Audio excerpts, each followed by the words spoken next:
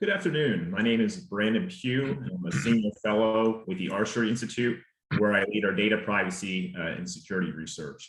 It's my pleasure to welcome you to our special event today that will explore what antitrust legislation means for security. There are broader policy questions around antitrust legislative efforts, including how those efforts may or may not promote competition. That's not our focus today. Instead, we'll explore security, privacy, and related topics like global impacts. R Street previously analyzed the pending antitrust legislation from a security and privacy perspective and noted several concerns. Today's conversation will make connections to current legislation and identify how these topics arise more broadly. We're fortunate to have an impressive panel today to explore this topic that offers diverse perspectives from academia, industry, and the security field. Each speaker's bio is listed on the event page, but I'll briefly introduce the panel. First, we have Glenn Gerstel, Senior Advisor at the Center for Strategic and International Studies and the former General Counsel for the National Security Agency. We have Jane Bambauer, or I should say Professor Bambauer, I never lose my law school mentality, who is a distinguished professor of law at the University of Arizona, and Graham Default, Senior Director for Public Policy at the App Association. Thank you for joining us, and we're looking forward to the conversation.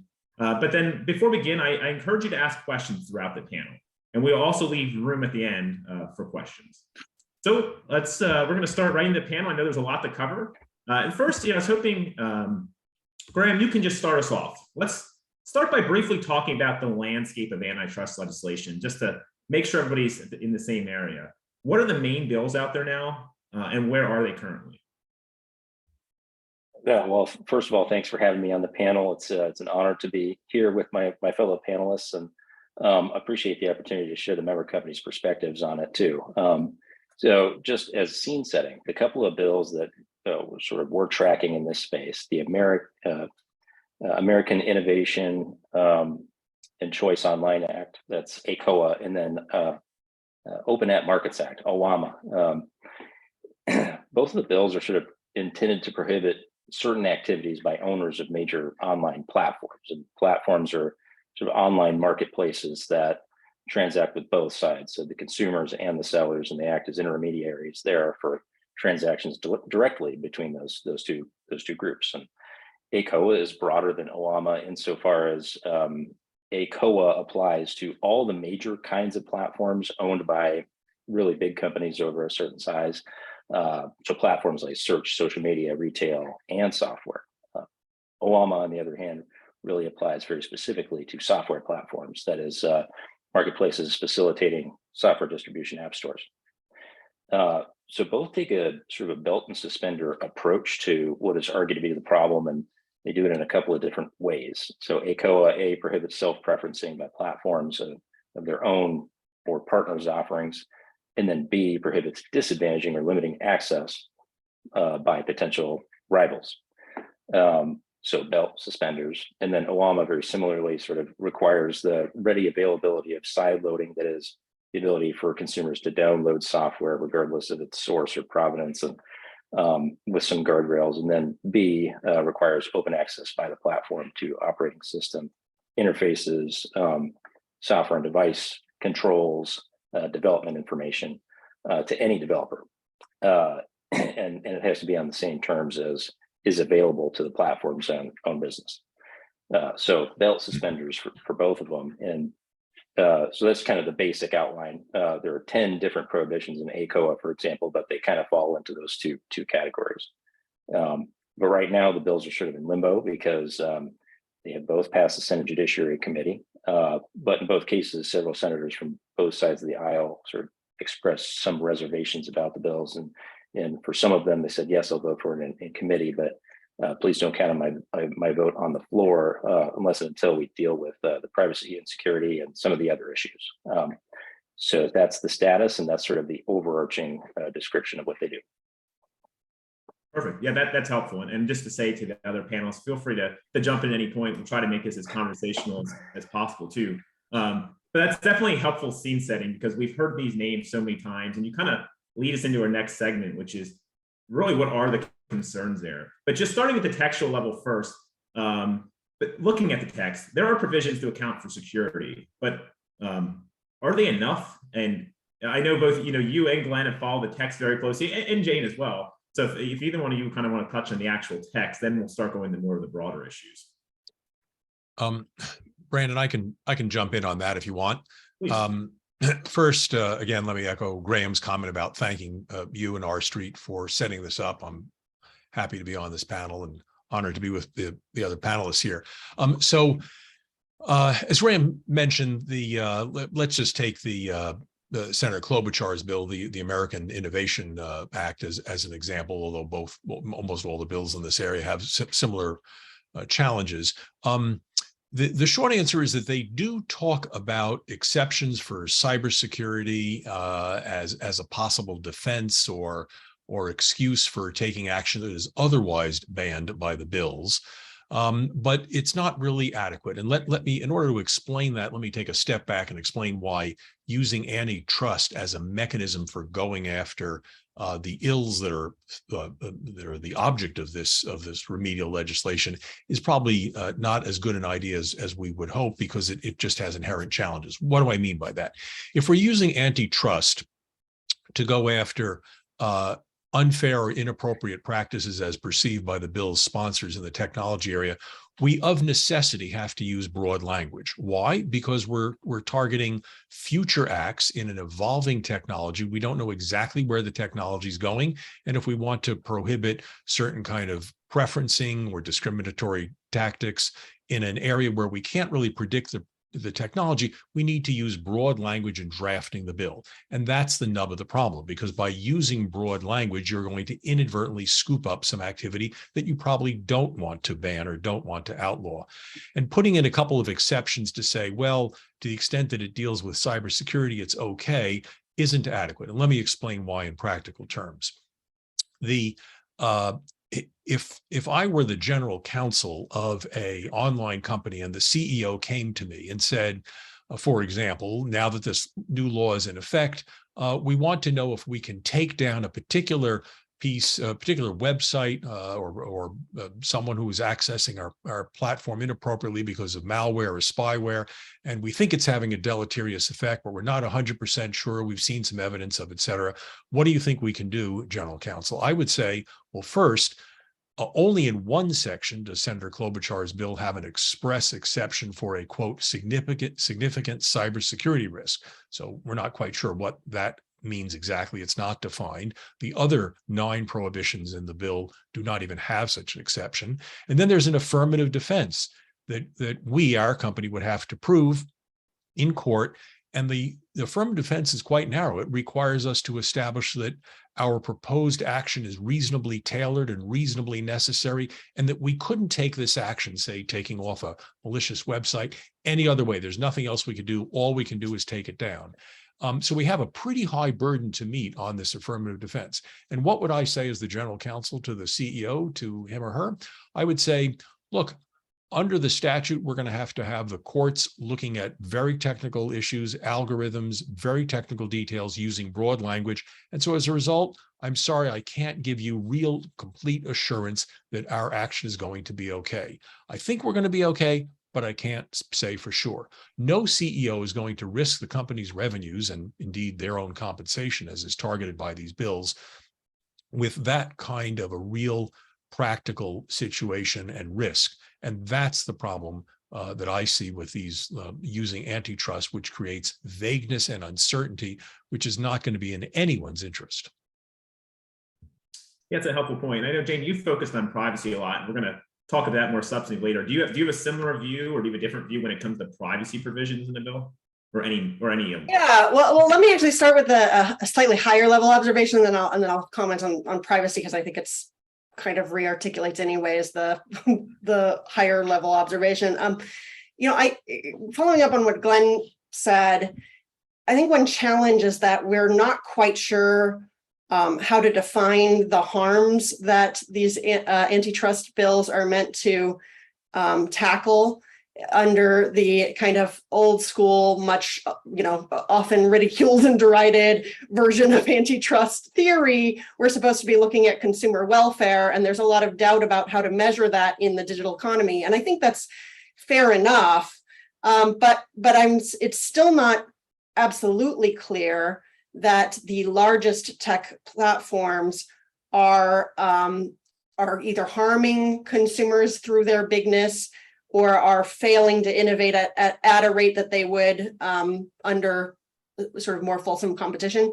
Maybe there's some reason to believe the second thing, that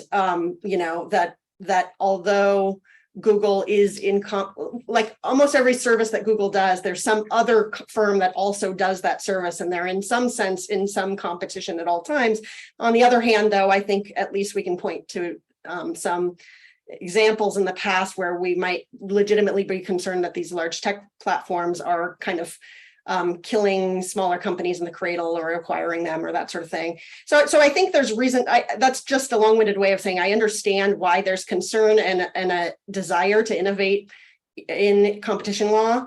But the trouble is that consumers may actually benefit from bigness itself, right? So a firm that has a lot of data across multiple services can do a lot of things.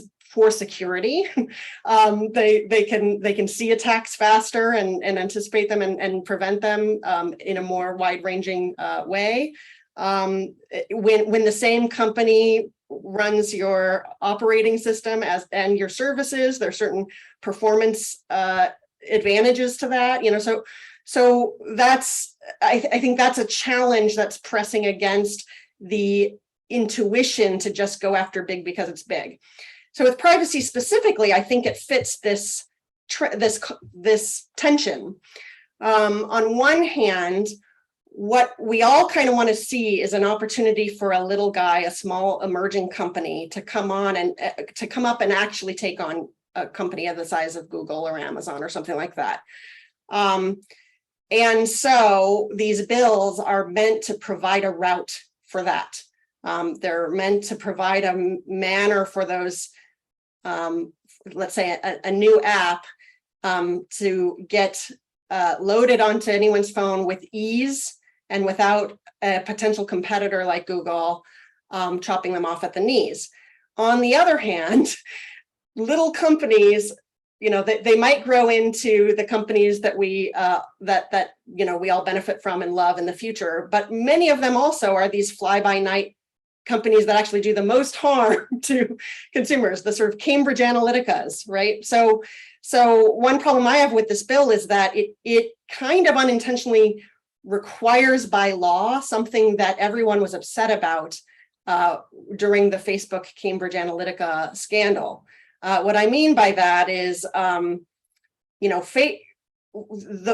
people who directly interacted with Cambridge Analytica, one of the major complaints was that while yes, they technically consented to go over and play these, fill out these surveys, the consent was not really meaningful, and there needs to be something stickier and more meaningful when we talk about privacy and consent.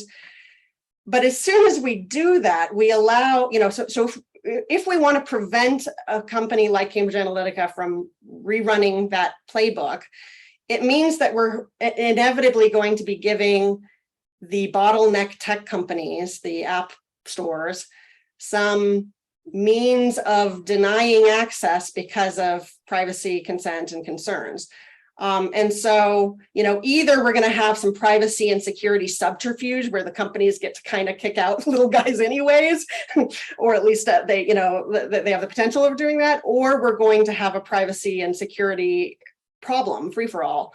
The specifics of the bill, I think it's hard for any of us to anticipate how they'd be interpreted by courts. But one reason that they are hard to interpret is that no matter how the bill is drafted, there is that tension. And so ultimately, cases are going to be very hard. And I'll stop there. No, that's helpful. And it's a good point you both brought up. I know we've mentioned security a lot, and we've all seen it. There's been numerous letters in the media and op-eds fleshing out these security concerns. There's been some pushback saying that maybe some people saying those concerns aren't valid, but let's explore them a little bit. So specifically, starting at the macro level first, what are the national security implications of these bills? Like, for instance, could this involve information going to other countries, whether our adversaries or not, just as one example? I'll take a swing at that. I definitely do feel that there are potential national security ramifications of these bills. I mean, look, there's no question that these online platforms that are the subject of the bill, and the bills basically draw lines or boxes around certain companies of certain size. It's somewhat arbitrary. It's not necessarily a percentage of the market share, but a rather arbitrary limit. But it scoops up the large bill. It scoops up large companies, and they're all American, I might add. And targets those. And those companies, there's no question that they're essential to our national well-being. A mishap at any one of the large cloud computing companies, online platforms, Amazon, Google, et cetera, would have significant ramifications for us. And a cybersecurity event or the theft of data stolen from those platforms by, say, one of our foreign adversaries could also have rich national security implications for us.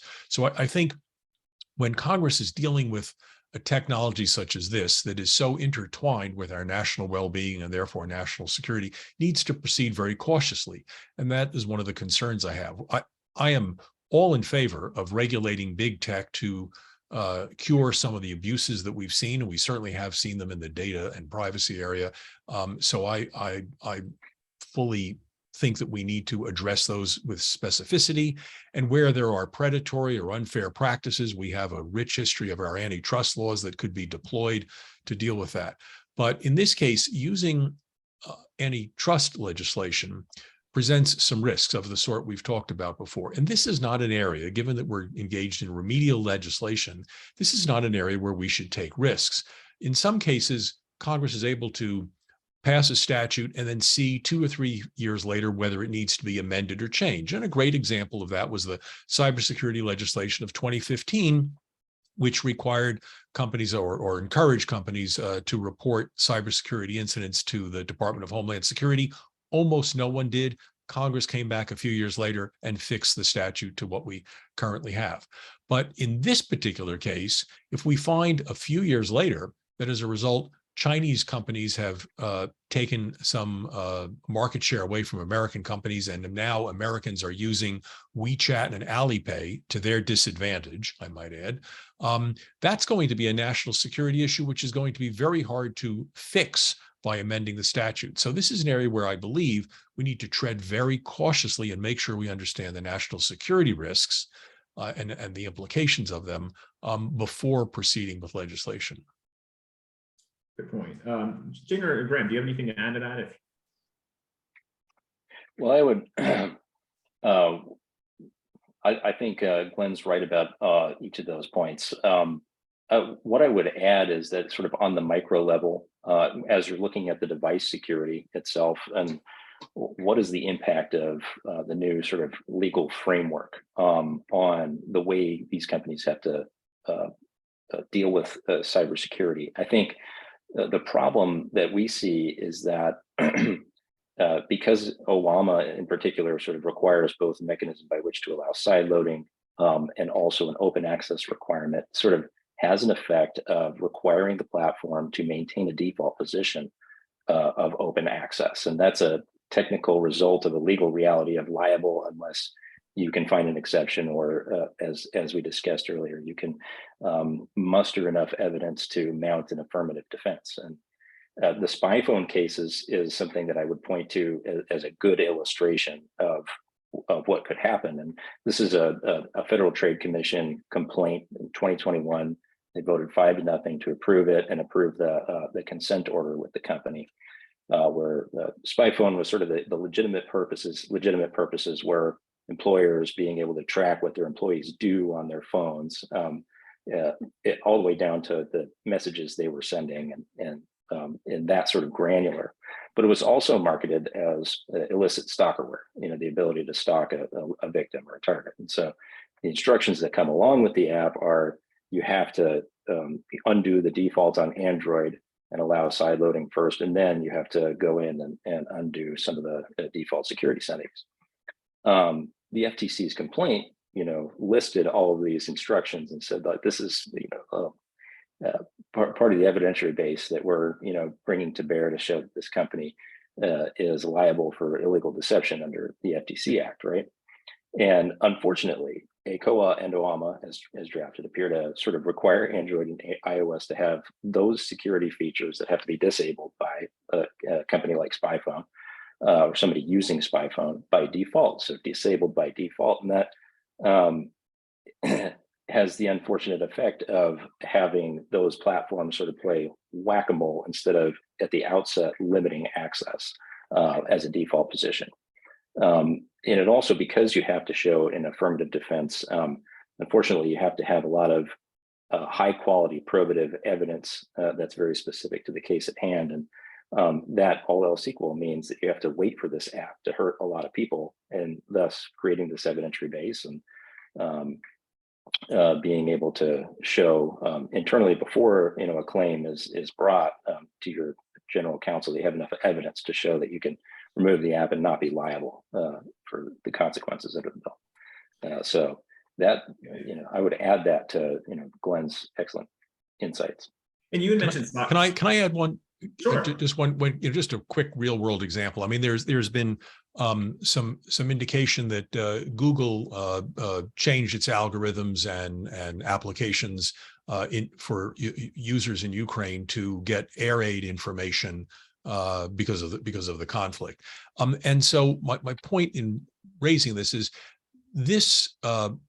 One of the beauties of this online technology is that it rapidly can be changed, and there's tremendous innovation that happens in literally just hours or days in response to world situations, which is something that we want. So if it turns out that just take Google, for example, their search engines are going to prefer and discriminate in favor of an application that might tell people how to escape wildfires or how to escape routes for a hurricane, to use a current example, and prefer Google's own version of that to, say, one sponsored by Russia that might have misinformation or disinformation in it. And we'd have to look no further than today's news to see what Russia is capable in terms of spewing disinformation here domestically. That's something we want an online platform to do. We want it to be able to discriminate against a cybersecurity risk or in favor of a public health or safety risk, and to prefer its own or some other entity's application over something that it believes is suspect. And yet making that decision to not in making the decision to get rid of the suspected bad site is a complex one that's going to involve lawyers and days and whatever. And we're just not going to be able to realize the benefits because of this bill. It's going to crimp innovation in that way. And ultimately, I think to some extent raises the risk. I don't want to say the sky's falling, but it raises the risk that it will indeed hurt national security at some level. That's a good point. And yeah, and you kind of alluded to it. Graham, you had mentioned side loading. Do you mind just to make sure everybody's following it too, just explain that again, or maybe giving an example of it? Sure. Side loading just refers to the ability to be able to download an app from regardless of what source it's from. Right now, iOS disallows side loading. That's the Apple operating system, mobile operating system. Android disallows side loading by default, but you can undo the default in the settings. And part of the reason this is sort of the norm, the default is not to allow side loading in the mobile space. There's a few of them. So right now, the big app stores will only allow vetted software by default. And what I mean by vetted software is that it's a pretty basic process as part of the app review that says where the app store will, ask an app maker what permissions are they going to request from consumers, and then what are they going to do with the data that they receive pursuant to those permissions. So location data is an example, access to their contacts, things like that. App stores have learned the hard way that they need to ask those questions. In one example, I think it was 2014, there was a couple of headlines about a flashlight app that was asking people for always on location. Can we access your location at all times? People kind of trusted that would be data that they provided that would be safeguarded and not used. And the opposite turned out to be true. And it turned out that the app was using it in ways that were just very inconsistent with sort of the context in which it was collected, what the expectations reasonably of the consumers were. so when those headlines came out, I think platforms were partially viewed as responsible, because in the first place, it's the platform, especially the operating system and the device that allows people, or those apps, to get access to location data. So under OWAMA and ACOA, that default sort of has to be turned off, and side loading would have to be sort of the norm. And so that's a little bit of background, and that's one of the examples, I think, that helps explain why in the mobile space you have side loading is sort of not default, but a managed process. No, that's helpful. Since we've come around it back again toward the privacy versus openness trade-off, I thought I'd mention one more thing. There's part of me that's actually somewhat quite sympathetic to the goal of a bill that allows much more data to pass than some of the tech companies might prefer. I mean, ultimately, one of Google's greatest assets, of course, is the huge stock of personal data that it has from multiple contexts that it can use, even in a de-identified form, or in a form that doesn't directly interact with any of their users. That's just a very rich source of data that no one else really in the whole world has. And so, there's part of me that when I was following the 2014 flashlight app, I forget what the name of the app was. Maybe it was just flashlight app. When I was following that case, that company is obviously not going to be the one that eventually makes some cool new use of data that can, compete in some meaningful way with Google. But at some point, there is this competition versus privacy issue. And so my biggest problem with the set of bills, among which these two that we're discussing today pose for me, is incoherence. That, or if we take the FTC's sort of overall package of actions lately, there too we see the same incoherence, that on one hand, privacy is one of the greatest concerns, and we want to maintain contextual integrity, and we don't want data to be reused, and we want users to have maximal control over that information. And then on the other hand, we somehow expect a company to emerge that can that can do things as well as Google can without that data. No, I appreciate that. That's a good point. And yeah, I just want to remind everybody listening in today too, feel free to submit questions. We'll try to address some of them as we go, but we'll also leave time at the end, and you can just do that through the chat feature at the bottom of Zoom. So I wasn't going to get to it until later, but since it came up, let's switch back to misinformation, disinformation, and content moderation. Then we'll circle back to maybe the kind of impacts and business as it relates to security. So just a broader question: how does content moderation connect to this? Like, for instance, are there any benefits of it here? What are the negatives? How does it actually tie in? I know, Jane, that's probably one of your big focuses. So maybe if you don't mind starting us off. Yeah.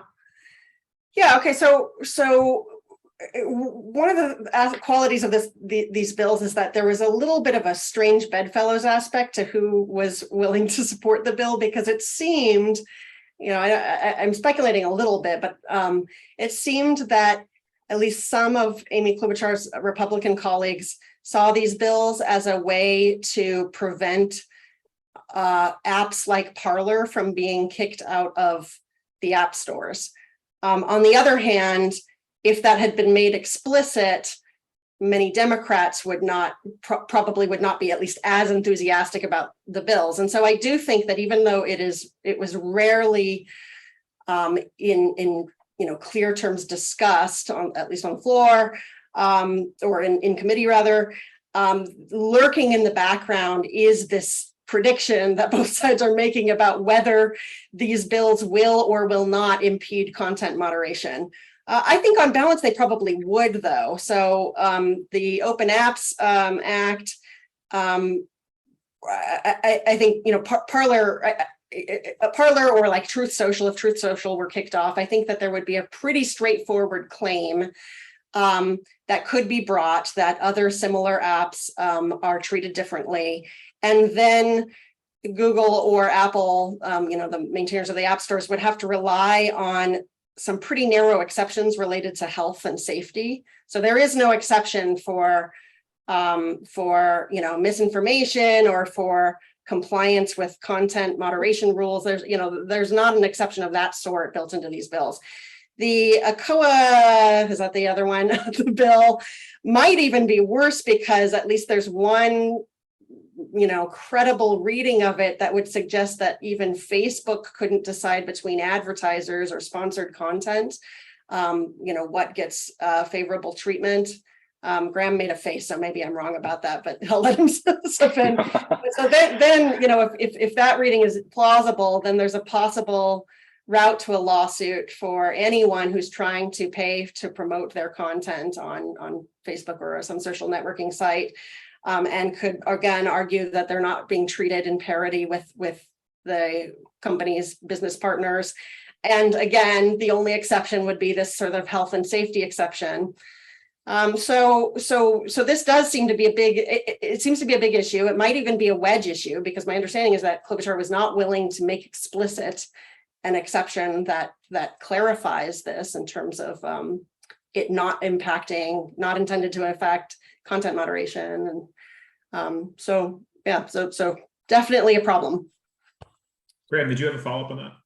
And we're going for only thing I was going to add, and I think the only reason I pulled a face there is because I hadn't thought about that aspect of 2992. So apparently that's the face I make when I learned.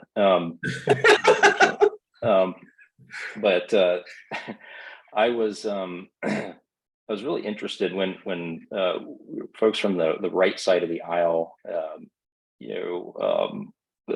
sort of said supportive things about OWAMA and S2992 as possible ways of making sure app stores are not discriminating based on political viewpoints and going that route. And my question to that was, well, if if you're uncomfortable with app stores competing with each other, having this choice, why is it that the Federal Trade Commission, headed by somebody nominated by a Democratic president, why would that be better from a political viewpoint perspective? And I think that's a legitimate question to ask. If you've got the courts, obviously are going to be interpreting this, but it's also the executive branch and independent agencies who are going to be deciding which cases to bring. And so it's not clear to me why it would be better for the government to be making those determinations than private companies. That's a fair point. So it's kind of a loaded question, so I won't address it to anybody in particular, but do we think, would this legislation result in additional misinformation and disinformation then? Do we think that's a probable outcome, or? Well, I think so. Although, I failed, Brendan, though, to comment on what are the benefits. I do, I understand also the political push for laws that are trying to force tech companies into a more neutral position on their content moderation.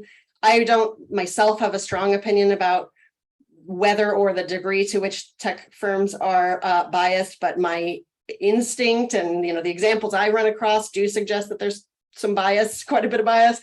And yet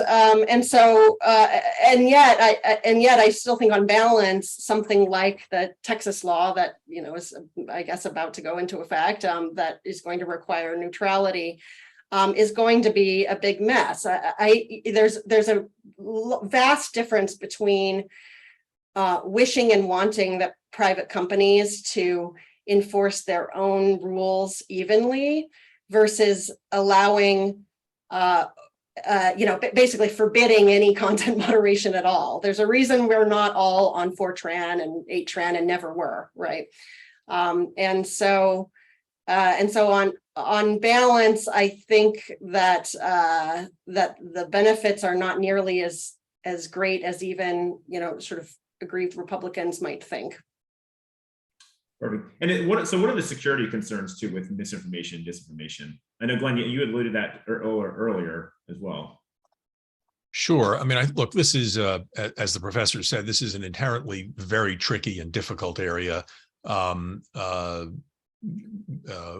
countries which don't have the First Amendment are able to address this in a way that's consistent with their values, but we, of course, quite rightly want to zealously uphold the First Amendment, and that limits what the government can do in this area. And I'm not suggesting any diminution at all of the First Amendment, of course, but if you, I certainly sympathize with some people who worry about whether some of these online platforms are able to engage in content moderation or censorship as they may see it.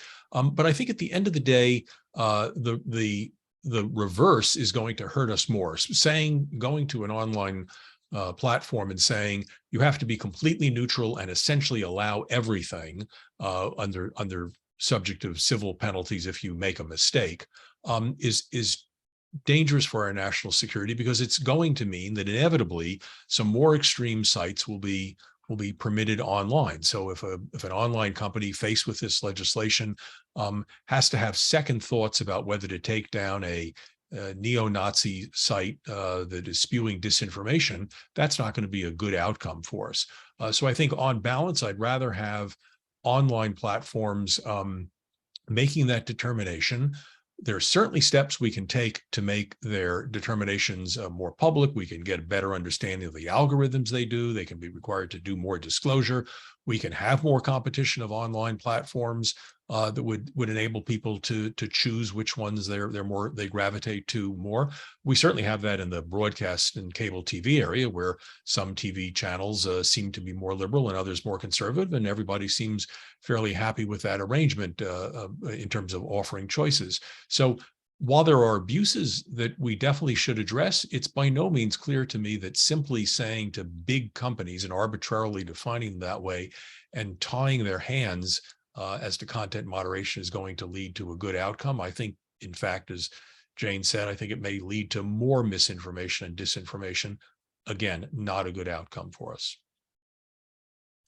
No, yeah. Let's switch back to maybe. I mean, we've kind of discussed the security aspects at a macro and a micro level, and discussed misinformation so far. I'm just kind of curious to drill down into like the actual impact on business, both large and small. I know oftentimes big tech is the one in the crosshairs, but curious to know what this impact is on small businesses by this as well. So just kind of starting us on a competition perspective, how would this bill impact competition, especially with like foreign countries? And then connected to that, like, would foreign companies face similar measures and restrictions like this bill sets out to do, or is it primarily targeted toward U.S. companies? And Glenn, I guess if you don't mind starting us off there. Okay, sure. I was going to defer to Graham, but I'll make a quick statement, and Graham and Jane can add or subtract to it. Look, these bills do target large American companies, and let's make sure we understand what the role of these large American companies are. They are, as I said, at the moment, because they've become so pervasive and so ubiquitous, and I realize that raises questions, but the other side of it is they offer incredible benefits to our country and have provided extraordinary innovation. Just think of the innovation that we've seen online as a result of the pandemic and the rise of remote working, health applications that didn't exist, online applications that didn't exist a few years ago. So there's no question that these large platforms are relevant to our national well-being and are capable of innovating. Some of the companies that are involved in these largest online platforms are the ones that are spending most heavily on research and development in the areas of quantum and artificial intelligence, matters that are going to be directly relevant to our national security. That expenditure is not occurring at the federal government level. It's occurring at these companies that manage these very large online platforms. So I do think there's a concern that if we impinge on them too greatly, and again, I'm not suggesting they should be exempt from regulation. I'm not suggesting that at all. But if we impinge on them too greatly and allow, say, for example, Chinese platforms, which have been extremely aggressive, just look, for example, who would have thought just a couple of years ago that you would say that the #1 online destination, the place that gets the most clicks as of last year, was TikTok? Didn't even exist several years ago. I think now it's traded places with Google again, but in any event, who would have thought that? So if we have a situation where some of these online platforms are not able to spend the same amount of money on research and development because this legislation affects them, we see Americans using WeChat and Alipay, they're not going to get the same level of protection. Our intelligence community isn't going to be able to have the same access to online information if American platforms are dominating the information sphere. And so this is going to have a significant effect, or has the risk of a significant effect on our national security. Jane or Graham, do you have anything to add to that? Yeah, I'll just add that, for large companies and small companies alike, one of the things that they are competing against each other on is kind of curation. And so what these bills do is limit, they limit to some extent how a company can engage in curation. And so that what that means effectively is that there are fewer dimensions on which these companies can compete with each other. Consumers might lose as a result. It also, though, means that it might, there are extra costs for a company to grow to the point where they become subject to these bills. So, so there's a sort of even there is some risk of a competition bill, these competition bills, even maybe causing some forms of anti-competitive dynamics. Yeah, a little bit of rent seeking there. I couldn't agree more with that. And I think Jane and Glenn are both right that there is competitive differentiation right now. And just like you've got options in cable, you also have options when it comes to your smart device, and they're competitively differentiated right now. Insofar as one of them is a complete closed ecosystem, and one of them allows side loading and sort of modular approach to your mobile device. And those are important options. And I think manifestly consumers make choices based on those differentiated features. And it'd be a shame if those just go away. And it's not just true for consumers, it's also true for developers. Developers, our member companies sort of, they have a lot of choices when it comes to distributing an app, when it comes to distributing, the software portion of what their business is. And they'll distribute over the open internet, they'll distribute with a progressive web app, or they'll write apps for both app stores. It just depends on what the offering is and what they want to achieve and the kinds of distribution they want. Part of the reason a lot of them choose the app stores is because of the management functions that they engage in. These are sort of vertically integrated offerings that for the most part, be a little bit more expensive to try and source them elsewhere and try to cobble it all together and recreate it and do their own marketing and search engine optimization through the Google or something like that. So it would be a more expensive proposition if you said to all app stores, like, hey, you cannot engage in management, you can't remove bad actors when an app company comes to you and says, hey, my competitor is pumping up their rating with false reviews. Under this legislation, both bills, that would be sort of presumptively illegal. And so already, app companies, the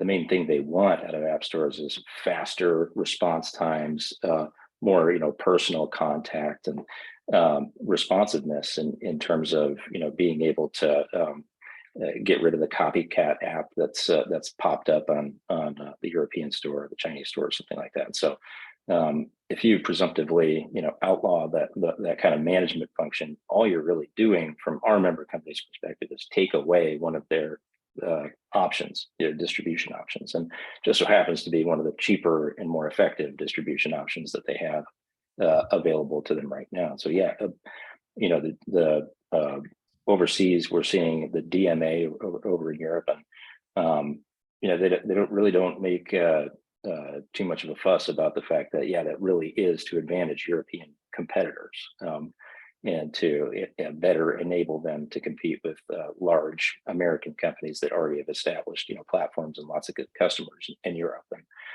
that's the purpose. And so there's no reason why we should make that same mistake in disadvantaging American competitors and advantaging overseas competitors.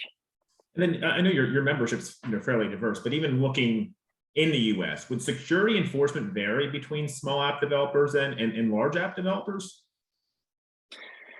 Yeah, I think sort of by shifting the vetting function from the app stores to consumers, that sort of has a disparate effect on small companies versus their larger competitors. And what do I mean by that? I think consumers are naturally and rationally very skeptical of software that's made by companies they've never heard of. But if it's software made by a company they never heard of, distributed through the Apple App Store or the Google Play Store, they've already broken through that skepticism barrier.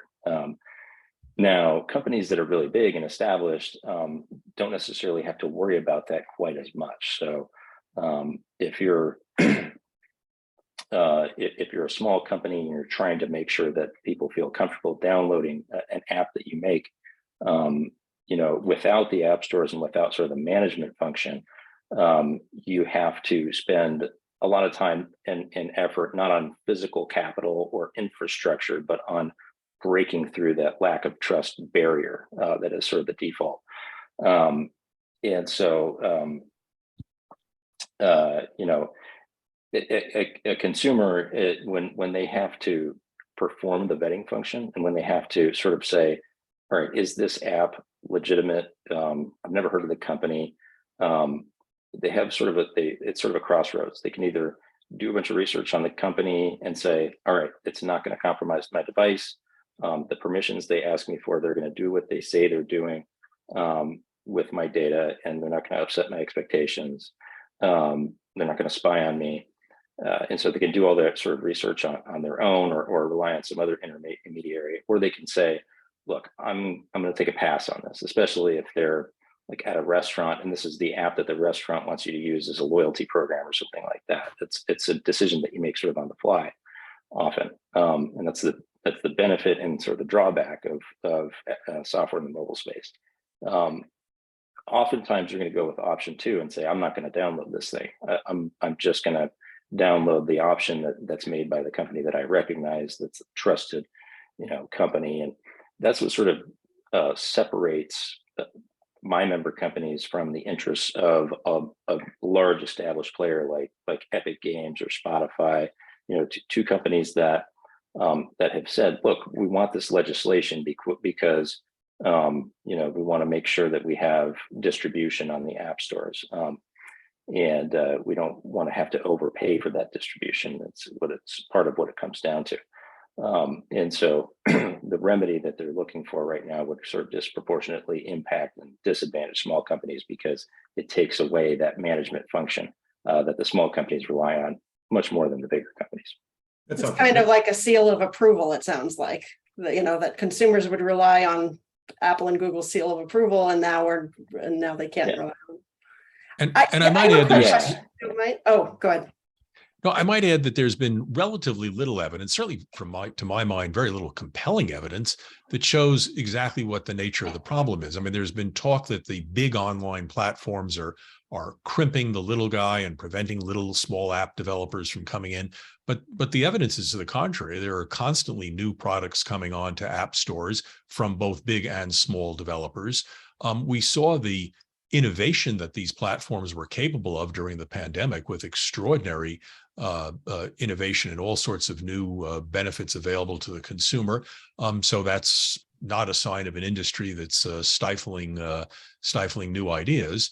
I'm sure there are probably instances where there may be predatory or anti-competitive practices on the part of big tech operators, big online platform operators that are inappropriate.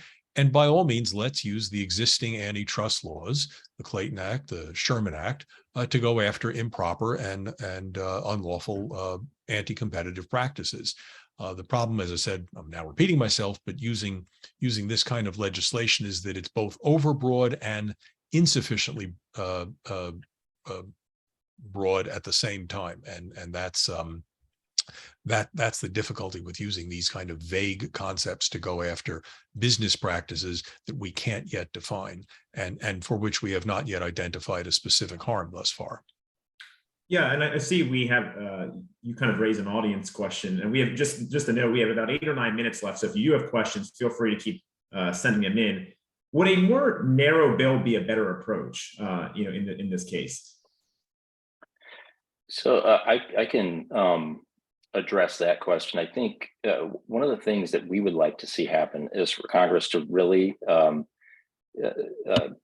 think through options that would elevate all the distribution methods that our member companies rely on instead of diminishing some of them. And what I mean by that is, some of the established harms that we have seen in the digital space have to do with data security and privacy issues more so than using data security and privacy as a pretext to perpetrate competition harms. Those, as Glenn said, we're not seeing a lot of evidence of that, especially in our membership.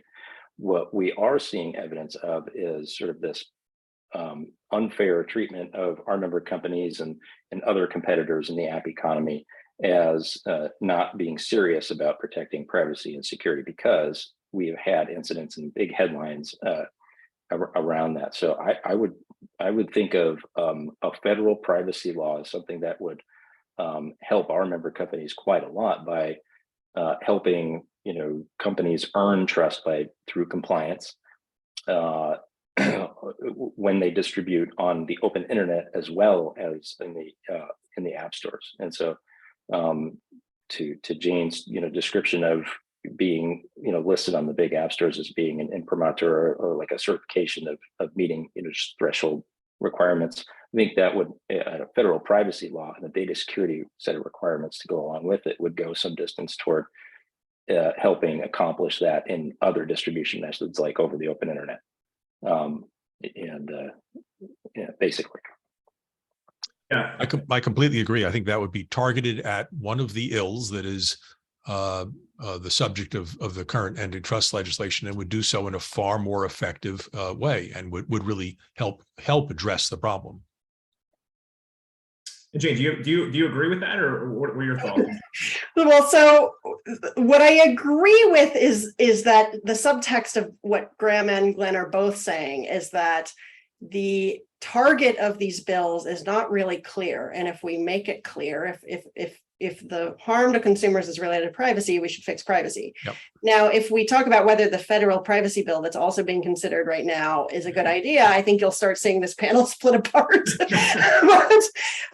But I think, but the overall point that that defining with rigor and precision what the consumers are harmed from, and then when there are multiple things, prioritizing them, that would get us a long way, I think, into the right type of bill, or even into just recognition that there are things worse than doing nothing. There sometimes doing nothing is a pretty good option.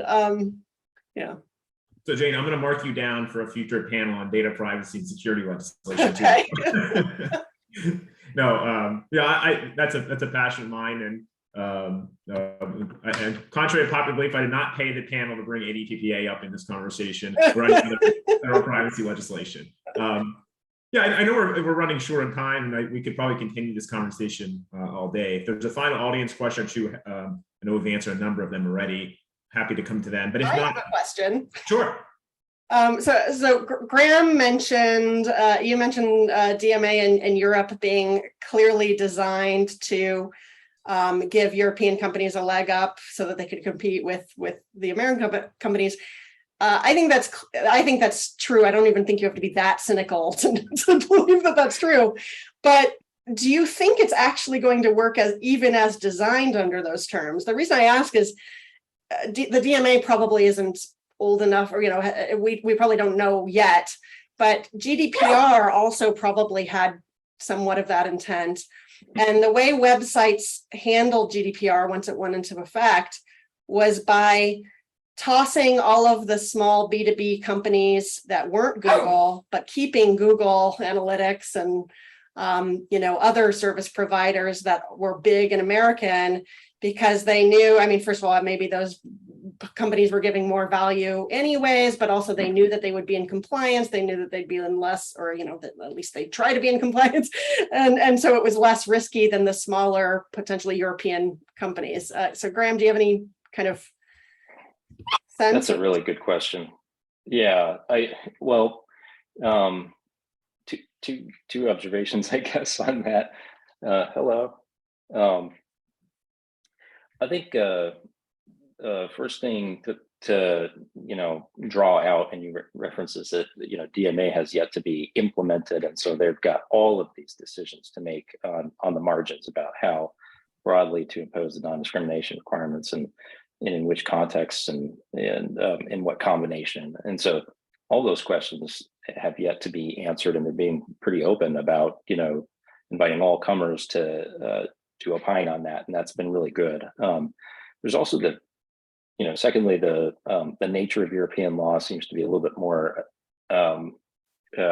aspirational than U.S. law, where U.S. law is it's on the books and it will be enforced as it's written, and in Europe it seems to be more of a negotiation, like the opening of a negotiation, at least in my observation, that this is the aspirational, this is ideal of what conduct should be, and our enforcers will help you figure that out. So that's just maybe others don't share that, but that's how it seems to me. Perfect. No, and I just want to give all three of you an opportunity to say like a final sentence or two, or take a few seconds if you don't mind. Anything final we didn't cover that you wish we did, or any takeaways for the audience? I'd like to add just one point that we didn't quite address as specifically as I hoped, which is I think that even though these bills are mostly well-intentioned, I agree with many of the goals of them, not all, but most of them. We should recognize what an unprecedented approach this is in terms of antitrust enforcement as represented by this legislation. This is moving much more to a European model of antitrust enforcement, where we define in advance certain arbitrary categories of behavior and say they are prohibited, they are deemed to be anti-competitive, they are deemed to be bad for consumers without necessarily a showing of it. The American approach has always been, let's either wait until we have a specific transaction in front of the antitrust regulators, a proposed specific merger or acquisition, or we have a particular business practice that has already occurred, and the courts will assess whether that particular business practice resulted in actual harm to consumers. That's the way we've done antitrust enforcement in the United States under the Clayton and Sherman Act and the FTC Act, not the European model, sort of looking at things beforehand and just preemptively making a determination about them. That's particularly problematic. It's not necessarily an evil approach, but it's particularly problematic, again, in the area of constantly evolving new technology. And that is what concerns me the most. Hey, do you have anything final to add? Yeah, I think these bills are part of an impulse to want to do something, and a belief that it's common sense that these large companies must be harming consumers and must be harming competitors. I agree with Glenn that careful study would be better to make sure that we're right about those instincts. But we're in an era where there's a lot of distrust, even of the, say, economics experts, who have this kind of, there's an impression, at least, that there's sort of a revolving door and they're working for large companies anyways. And so in a realm of distrust, it winds up kind of being folk beliefs that are, that push legislation. And so That's really a shame, but it's not good policymaking. Graham, you have the last word then. No pressure. I would just agree with my fellow panelists on their summaries and reiterate that for the smallest companies that are trying to distribute software and trying to get a leg up and trying to grow and trying to solve problems and leverage digital platforms to do that, they don't view the platforms as perfect. They don't view them as providing the absolute perfect set of services that they need and that they rely on. But if you look at the issues that they have with the platforms, they're all about getting more services and better management. And so for that reason, I think they tend to view these bills as doing the exact opposite of what they want to see happen in the app ecosystem and in the ways that they want to see it grow and better support their ability to succeed and prosper. And so I'll just offer that for consideration in summary, and thank you again for having me on. No, my pleasure. I sincerely mean that. On behalf of R Street, Glenn, Jane, and Graham, thank you for joining us. I know the conversation was insightful, and we covered a lot. There's still so many topics we could cover, and I wish we could, but I do appreciate your time, and hopefully we can continue the conversation. And I encourage anybody on this call to engage with us directly if you need anything or something we didn't answer in your questions. And just thank you again. Thank you. Yeah, thank you. I'll see you at a privacy panel, right? Looking forward to it, Jane. Take care. Thank you again. Everyone.